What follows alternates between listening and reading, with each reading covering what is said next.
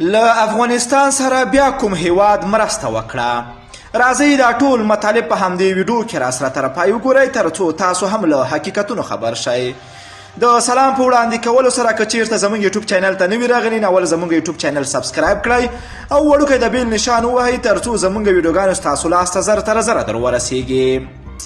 له افغانستان سره د اروپایي ټولنې بله مرسته.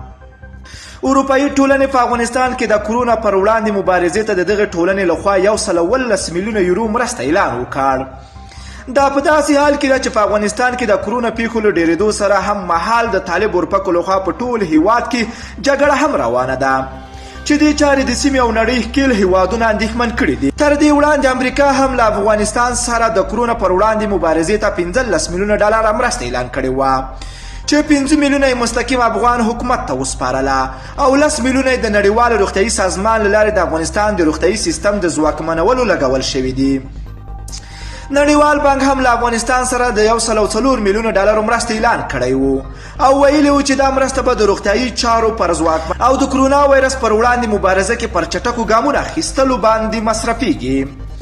دا په داسې حال کې ده چې کرونا اوس په یو نړیوال ناورین بدل شوی او په نړیواله کچه د هر هیواد له پولې وراوښتی ده. تر دې مهاله په ټوله نړۍ کې تر 18 لکو زیات کسان په کرونا اخته دي او تر 1,80,000 زیاتې وژلي هم دي. امریکا د قربانیانو په سر کې کلار لري چې تر 100,000 زیات کسان د کرونا له امله وژل شوي او تر 1.5 میلیون زیات نور پرې اخته دي. اروپایي هیوادونه هم له دغه وبا ناروغۍ څخه سخت اغېزمن شوي دي. دوی وایي چې کرونا د اروپایي ټولنې راتلونکی هم له ستر ګواښ سره مخ کړی ده. له افغانستان سره د کرونا ضد مبارزه کې د سیمې او نړۍ ډېر هیوادونه خپلې مرستې کړي دي او ځینې د راتلونکو خطرونو پر وړاندې هم له افغانستان سره خپلو همکاریو ته ټټر وهلی ده.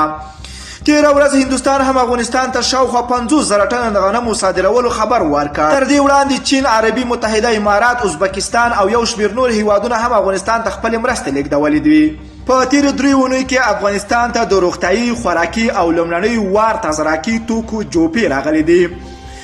2 ورځې وړاندې له پاکستان سره د افغان سوداګرو پر مخ ترانزیتي لاره هم پرانیستل شوه او سلګونه کانټینر بند شوي مالونه هیواد ته راوارد شول.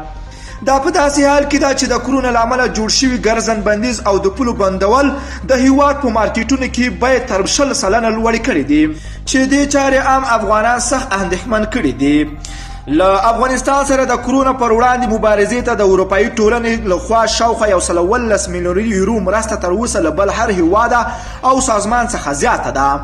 تر دې وړاندې نړیوال بانک د څه د پاسه 100 میلیون ډالرو مرسته اعلان کړې وه. دا که راورسیږي هم پردیو جبو ته ځي نه په بېوزلو ویشیږي. دوستانو ستاسو د نړیوالو دغه مرسته څنګه ارزوئ؟ راځئ خواږه نظرونه په کمنټ کې راسره ولیکئ. که ویډیو مو خوښه شوې نو حتما لایک او شیر کړئ.